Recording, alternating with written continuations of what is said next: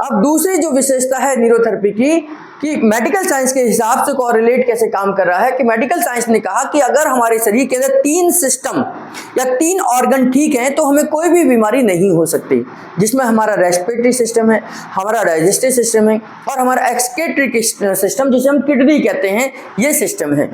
यानी कि हमारा डाइजेस्टिव सिस्टम, हमारा पेट का यानी कि पाचन तंत्र, हमारा रेस्पिरेटरी सिस्टम जो हमारा श्वसन तंत्र है और तीसरा हमारा किडनी का सिस्टम जो एक्सक्रीटरी सिस्टम है, यानी कि जो टॉक्सिन्स को बाहर निकालता है। अगर ये 3 सिस्टम बिल्कुल ठीक से काम कर रहे हैं तो हमें बीमारी नहीं होगी। 99% तो कंडीशन ये है कि अगर ये 3 सिस्टम हमारे काम कर रहे हैं तो हम बीमार नहीं पड़ेंगे, और अगर ये इन तीनों में से कोई भी खराब है तो हम बीमार पड़ेंगे ही पड़ेंगे। इसका मतलब मैं आपको समझा देता हूं कि ये कहना क्या चाह रहे हैं कि हमारे 3 सिस्टम में सबसे पहला है हमारा रेस्पिरेटरी सिस्टम। रेस्पिरेटरी सिस्टम जो है यानी कि श्वसन तंत्र जो है वो कैसे हमारे लिए जरूरी है। रेस्पिरेटरी सिस्टम का काम है कि ये हमारी बॉडी के लिए बाहर से ऑक्सीजन को लेते हैं, है ना, और वायुमंडल से यानी कि ऑक्सीजन को लेते हैं, उसका यूज करते हैं, पूरी बॉडी में ऑक्सीजन को भेजते हैं और उसके बाद उस बॉडी से डिटॉक्सिफिकेशन करते हैं, कार्बन डाइऑक्साइड को बाहर निकाल देते हैं। बॉडी के लिए कार्बन डाइऑक्साइड क्या है? टॉक्सिन है, वो विजातीय तत्व है, वो जहर है। तो उन विजातीय तत्वों को शरीर से बाहर निकालने का काम हमारा कौन करता है? रेस्पिरेटरी सिस्टम करता है।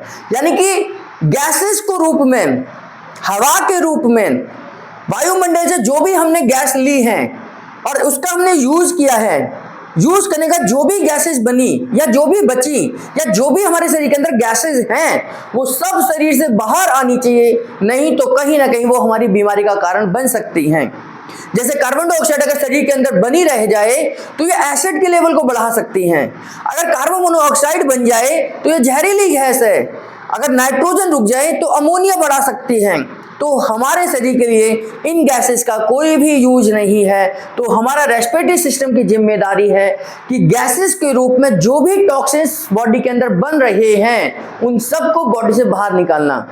तो गैसेस के रूप में कोई भी टॉक्सिन्स बॉडी के अंदर ना रह जाएं, ये किसका काम है? रेस्पिरेटरी सिस्टम का काम है। तो रेस्पिरेटरी सिस्टम सारे टॉक्सिन्स को बाहर निकालता है गैसेस के रूप में। किडनी का सिस्टम बॉडी से टॉक्सिन्स को निकालता है एलिमेंट्स के रूप में। यूरिया है, यूरिक एसिड है, क्रेटिनाइन है, कॉपर है, मैग्नीशियम है, जिंक है, फॉस्फेट है, सोडियम है, पोटेशियम है, आयरन है। इनमें से जो भी चीजें जरूरत से ज्यादा होंगी वो हमारी बीमारी का कारण बनेंगी। जैसे अगर सोडियम का लेवल हमारी बॉडी में लगातार बढ़ता चला जाए तो हाई बीपी हो सकता है। पोटेशियम का लेवल अगर लगातार बढ़ता चला जाए तो हार्ट की मसल्स कंस्ट्रिक्ट सिकुड़ सकती हैं, आपका फैलने और सिकुड़ने में दिक्कत हो सकती है। कैल्शियम का लेवल अगर बॉडी के अंदर बढ़ता चला जाए तो आपके जॉइंट जाम हो सकते हैं, है ना, कैल्सिफिकेशन हो सकता है, किडनी स्टोन हो सकता है।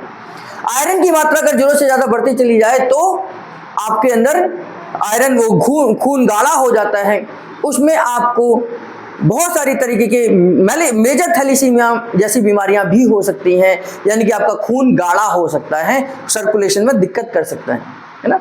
तो ऐसे ही हर चीज अति सर्वत्र वर्जते, यानी कि हर चीज की अधिकता हमेशा बुरी होती है।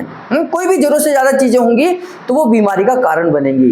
तो बॉडी के अंदर एलिमेंट्स के तौर पर, पदार्थ के रूप में, टॉक्सिन्स के रूप में, ब्लड के अंदर कोई भी टॉक्सिन्स नहीं हो, ये किसका काम है? हमारी किडनी का काम है। किडनी के अंदर ब्लड जाता है, किडनी के अंदर एक फिल्टर बना हुआ है, उस फिल्टर से ब्लड गुजरता है। उस फिल्टर का काम है कि जितने भी टॉक्सिन्स हैं उनको दूसरी तरफ निकाल लेता है। जैसे हम चाय की छन्नी से चाय को छानते हैं, ऊपर क्या रह जाता है? कचड़ा रह जाता है, चाय की पत्ती रह जाती है, अदरक रह जाती है, इलायची रह जाती है, जो भी चीजें हमें नहीं चाहिए चाय में वो सब ऊपर रह जाती है और चाय छनकर नीचे निकल आती है और हम उस चाय को बड़े स्वाद के साथ पी लेते हैं, है ना। तो ऐसे ही कुछ हमारे ब्लड के साथ भी होता है कि ब्लड एक छन्नी से गुजरता है, इसमें उल्टा होता है। चाय की छन्नी में जो है कचरा ऊपर रह गया और इस छन्नी में कचरा सारा का सारा नीचे आ जाता है ना। तो वो जो कचरा है वो नीचे की तरफ आ जाता है, जो बचता है वो प्योर ब्लड बचता है और वो पूरी बॉडी में फिर से सर्कुलेशन में आ जाता है। तो किडनी का काम है हमारी बॉडी के अंदर, ब्लड के अंदर कोई भी टॉक्सिन्स ना रह जाए, ये किडनी का काम है।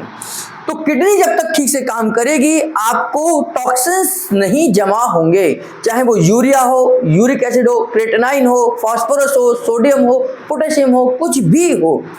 इवन जरूरत से ज्यादा ग्लूकोज भी आपकी किडनी की जिम्मेदारी बढ़ जाती है। उस जरूरत से ज्यादा ग्लूकोज होने पर भी उस ग्लूकोज को ब्लड के थ्रू, यूरिन के थ्रू बॉडी से बाहर निकालती है। आपने बहुत बार सुना होगा कि शुगर के पेशेंट के यूरिन में शुगर आ रही है। शुगर का पेशेंट कहता है कि मैं कहीं अगर खुले में यूरिन को पास आउट करता हूं तो वह चींटियां लग जाती हैं। ये सिम्टम्स है शुगर का, हाई लेवल में जा रहा है शुगर। आपके शुगर के पेशेंट के जो पसीना निकलता है उसमें से एक स्मेल आती है, तो ये शुगर के पेशेंट का सिम्टम्स है। यानी कि अब बॉडी के कचरे के रूप में शुगर निकल रही है, यानी कि शुगर का इतना ज्यादा लेवल ब्लड के अंदर बढ़ रहा है, क्योंकि ब्लड अब उस शुगर को लेकर घूम नहीं पा रहा है, उसको मेंटेन नहीं कर पा रहा है। अल्टीमेटली बॉडी क्या करती है, उसे किडनी से बाहर निकालना शुरू कर देती है कि अब ये शुगर हमारे लिए खतरनाक होती जा रही है। तो किडनी का काम है कि ब्लड के अंदर के टॉक्सिन्स को फिल्टर करना। लंग्स का काम है कि वायुमंडल से या गैसेस के रूप में जो हमारे शरीर के अंदर वायुमंडल से टॉक्सिन्स गए हैं या बॉडी ने बनाए हैं उनको बॉडी से बाहर निकालना। तो इन दोनों का काम क्या है, डिटॉक्सिफिकेशन का है। हमारे शरीर की सफाई करने का काम इन दोनों का है ना, इन दोनों का ही काम है। जब तक शरीर की सफाई रहेगी हमारे शरीर के अंदर बीमारियां पनपेंगी नहीं, है ना। बीमारियां कहाँ पनपती हैं, जहाँ गंदगी होती है ना। जहाँ गंदगी होगी, जहाँ टॉक्सिन्स होंगे, जहाँ भी वहीं पर बीमारियों की शुरुआत होगी। और तीसरा सिस्टम है हमारा डाइजेस्टिव सिस्टम, पेट का सिस्टम। पेट का सिस्टम क्या करता है, हमारा पाचन तंत्र, जो कुछ भी हम खाते हैं, जो कुछ भी हम खा रहे हैं वो हमारे कहाँ जा रहा है, डाइजेस्टिव सिस्टम में जा रहा है, हमारे पाचन तंत्र में जा रहा है। मैं कुछ भी खाऊंगा मुंह से खाऊंगा, मैं जो कुछ भी पीऊंगा मुंह से पीऊंगा। तो जो कुछ भी हम खा रहे हैं उसमें टॉक्सिन्स खा रहे हैं तो टॉक्सिन जाएंगे, अच्छा खा रहे हैं तो अच्छा जाएगा। और कई बार कुछ चीज़ों से टॉक्सिन्स हमारे शरीर के अंदर भी बनते हैं, जैसे प्रोटीन का मेटाबॉलिज्म होना, हमारे फैट का मेटाबॉलिज्म होना, हमारे कार्बोहाइड्रेट का मेटाबॉलिज्म होना, ये सब पाचन के दौरान पचते हैं। इनको छोटे छोटे मॉलिक्यूल में डिवाइड किया जाता है और परिणाम स्वरूप कुछ बहुत सारे टॉक्सिन्स पेट के अंदर बनते हैं। जैसे हम फूल गोभी को घर में लेकर आते हैं, पत्ता गोभी को लेकर आते हैं, फूल गोभी को लेकर आते हैं, तो फूल गोभी में आप देखते हैं डंठल है तो वो खाने के साथ ही आ रहा है, आपके फूल के साथ ही आ रहा है, तो वो तो कचरा है ना, हम उसे थोड़ी पकाते हैं। तो ऐसे ही हम कुछ खाना भी जो कुछ खाते हैं उससे भी हमारे टॉक्सिन्स पैदा होते हैं। उन टॉक्सिन्स को निकालने का काम हमारा डाइजेस्टिव सिस्टम भी करता है। हमारे इन टॉक्सिन्स को वो मोशन के रूप में निकालता है। यानी कि हमारे डाइजेस्टिव सिस्टम में जो कुछ भी हमने खाया है, जो कुछ भी पिया है, अगर बॉडी ने उसे एक्सेप्ट नहीं किया है तो वो सब आपके मोशन के थ्रू बाहर आ जाएगा, है ना। मोशन के थ्रू हम 24 घंटे में एक बार मोशन पास आउट करते हैं, 2 बार भी करते हैं, तो ये मोशन के थ्रू बॉडी से टॉक्सिन्स बाहर आ रहे हैं। तो तीनों ही सिस्टम का एक अगर हम नजरिए से देखें तो तीनों ही सिस्टम हमारी बॉडी से टॉक्सिन्स को बाहर निकाल रहे हैं। जब तक इस घर में सफाई रहेगी, जब तक यहाँ पर साफ सुथरा रहेगा, बीमारी पनपने के कम से कम चांसेस हैं, है ना। गवर्नमेंट भी कहती है स्वच्छता बनाए रखिए, गवर्नमेंट भी बार बार ऐड देती है कि अपने चारों तरफ वातावरण को स्वच्छ बनाए रखिए, बीमारी से बच के रहिए। यानी कि सीधा संबंध है, बीमारी तभी डेवलप होगी जब बॉडी के अंदर टॉक्सिन जमा होंगे। तो हमारा रेस्पिरेटरी सिस्टम बॉडी को डिटॉक्सिफिकेशन करता है, हमारा किडनी का सिस्टम भी बॉडी को डिटॉक्सिफिकेशन करता है, और हमारा डाइजेस्टिव सिस्टम भी जो कुछ भी हमने खाया है और जो उसमें से टॉक्सिन्स हैं उनको मोशन के थ्रू बॉडी से बाहर निकाल देता है। जो कुछ भी हमने खाया या पिया बॉडी ने उसे एक्सेप्ट नहीं करा तो वो डाइजेस्टिव सिस्टम के रूप से मोशन के रूप में हमारा बाहर आ जाएगा। तो इन तीनों का ही काम हमारा बॉडी से टॉक्सिन्स को रिमूव करना है। तो जब तक ये 3 सिस्टम हमारी बॉडी में अपना 100% काम कर रहे हैं तब तक हमारे को कोई भी बीमारी होने के चांसेस नहीं है, एक एक्सीडेंटल केस को छोड़ दिया जाए तो। एक्सीडेंट तो कभी भी किसी का भी हो सकता है। तो 3 ये ऑर्गन हमें ठीक रखने हैं और 3 ऑर्गन्स को ठीक अगर हम रखते हैं तो हम बीमारी से बच सकते हैं, ऐसा मेडिकल साइंस कहती है। न्यूरोथेरेपी ने इन तीनों ही सिस्टम को बड़े अच्छे से अध्ययन किया है, बहुत अच्छे तरीके से इसको समझा है और तीनों के लिए अलग अलग फॉर्मूलेज बनाए हैं। कि अगर हमारे पास कोई पेशेंट इन तीनों में से किसी एक बीमारी को लेकर आ जाता है तो हम उस सिस्टम पर काम कर सकते हैं। जैसे हमारे रेस्पिरेटरी सिस्टम को ठीक करने के लिए एक फॉर्मूला बना है जिसका नाम है हमारा ऑक्सीजन ट्रीटमेंट, है ना। ऑक्सीजन ट्रीटमेंट ये हमारा डायरेक्ट और डायरेक्ट लंग्स पर ही काम कर रहा है। वैसे तो और भी पॉइंट है, जैसे सुधाकर का ट्रीटमेंट है, हमारा स्पाइनल क्लॉकवाइज है, ऑर्गन क्लियरेंस है, ये सब ट्रीटमेंट अल्टीमेटली हमारे लंग्स को स्टिमुलेट करने का काम करते हैं। लेकिन एक बेसिक फार्मूला जो सबसे महत्वपूर्ण है न्यूरोथेरेपी में, ऑक्सीजन फार्मूला हमारे लंग्स के लिए ही बना है। इसी प्रकार न्यूरोथेरेपी में किडनी के ऊपर काम करने के लिए किडनी क्लियर फार्मूला बना है। किडनी क्लियर फार्मूला किडनी को ही फंक्शन करता है, इसको ही ब्लड सप्लाई भेजता है, इसके कचड़ों को रिमूव करता है, इसको काम करने के लिए उत्तेजित करता है, इसे स्टिमुलेट करता है कि ये बॉडी से टॉक्सिन को बाहर निकाल सके। इसके लिए पूरा का पूरा एक फार्मूला बना है, वो फार्मूला हमारे किडनी को ही उत्तेजित यानी कि स्टिमुलेट करने का फार्मूला है। इसके साथ साथ हम सुधाकर भी देते हैं, ऑर्गन क्लियरेंस भी देते हैं, एबीडी सेटिंग भी देते हैं, फोल्डेड लैग भी देते हैं, बहुत सारे अन्य पॉइंट भी हम किडनी के लिए दे सकते हैं।